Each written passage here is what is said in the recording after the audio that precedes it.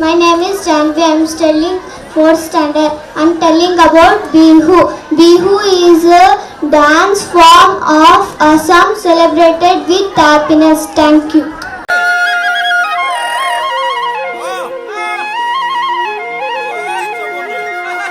ओ जे तू काबुलिया ওই আমারে না সোনি ওই বিহুর পাইবা তরি ওই এরিলে ভুকরে